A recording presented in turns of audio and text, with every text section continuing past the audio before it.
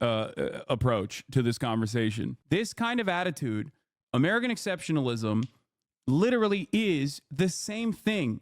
You're just removing American exceptionalist sentiment that is baked into American society, Western superiority. You're just taking the thing that shelters it and the thing that makes it like the norm. When you remove the outside patina, the skeleton remains. This is the skeleton.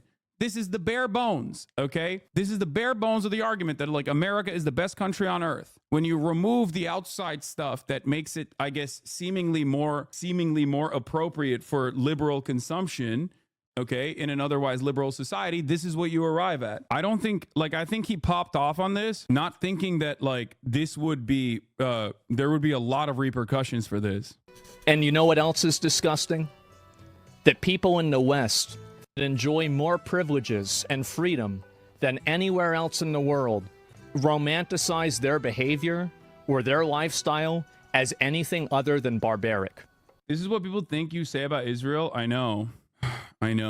Like, if you were to say this about Judaism, understandably and rightfully, you would get banned, and you should get banned. Like, if I were to ever say this about, if I were to ever say like, oh, Jewish culture is this way, I would literally be Adolf Hitler, okay? It's fucking ridiculous. For the record, I don't believe that about Judaism, regardless of how much my psychopathic rabid haters try to claim I believe it. I know plenty of Muslims that respect gays. Well, I'm not talking about Muslims. I'm talking about people in Palestine.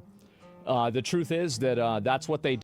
Dude, come on, dude. What? Palestinian culture as a whole?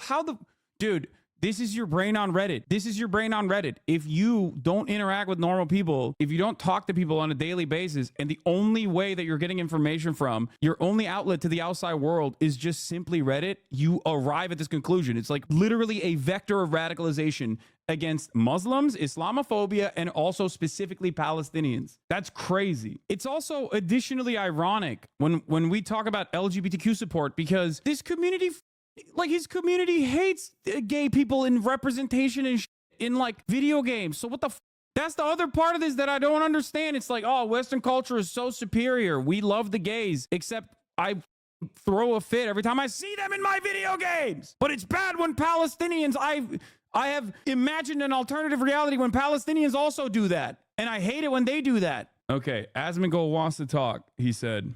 Hello? Hey, can you hear me? Yeah, I can hear you. All right. Asmon. Okay. Yes. In the interest of fairness, I want you to explain what you said that I saw in limited clips earlier today, I think. Yeah.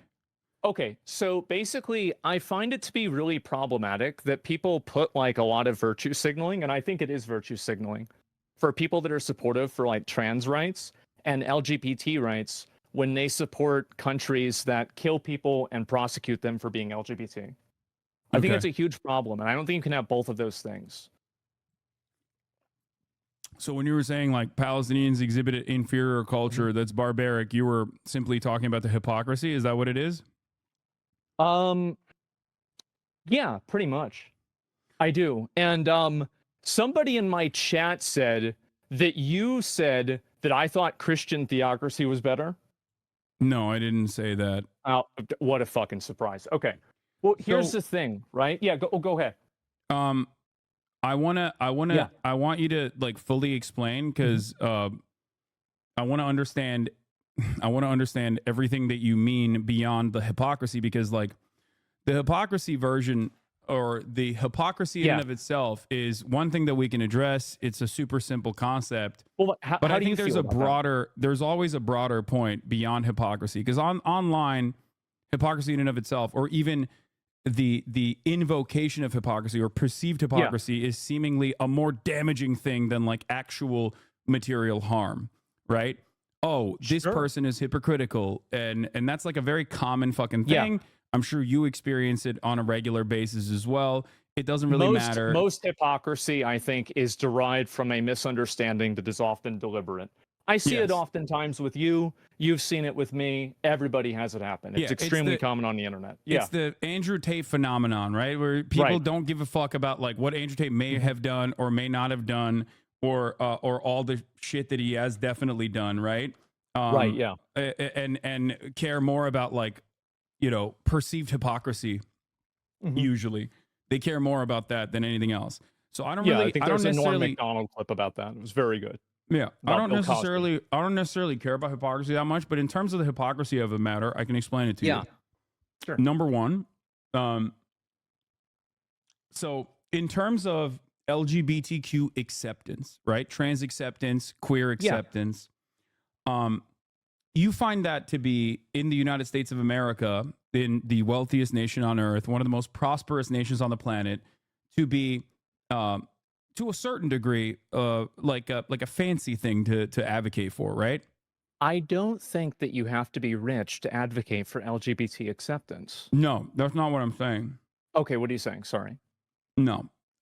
What I'm simply saying is that LGBTQ representation in video games is oftentimes considered to be something that is like unnecessary or something that is Oh, you're talking considered to about like be in games? in games, in facets Uh, of culture, in facets of media.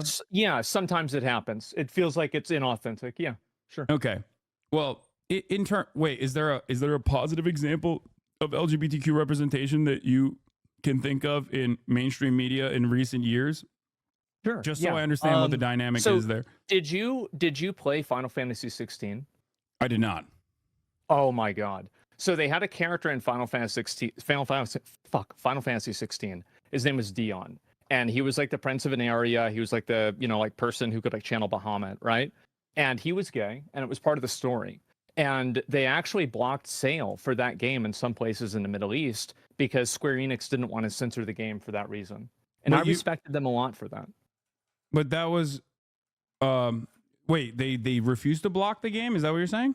Yes, yeah, Square Enix did not do that. And that was a good representation of like gay or trans. Yeah, I think so. I really do. Okay. I think that whenever you create a character, that the character's personality, sometimes it feels like when characters are added into stories, especially if they have like an LGBT like lean to them, they can be turned into being like a one-dimensional like I guess identification of that person. And it's like they make like an overt effort to talk about that and discuss it. And I feel like in a lot of times it can come off as patronizing or talking down to the audience. Okay. It feels very inauthentic to me. Okay, so Yeah. there are instances where there's like gay representation, trans representation that's like ham-fisted and just simply added on as not a necessary vehicle for narrative development, but instead simply for identity points, right? Sure. To do diversity. Okay, so not to get too lost in the sauce, we can get back to this part of the conversation in a second. But my point was that like that level of LGBTQ representation, it's for diversity, it's for marketing purposes. Usually, it's just like sometimes it could be shitty narrative devices, but ultimately it doesn't really matter. But a lot of people still get mad at it, right? A lot of people in the Western world still get mad at it. And for me in particular, there is a hierarchy of needs for and that all human beings respond to, all human beings exist under.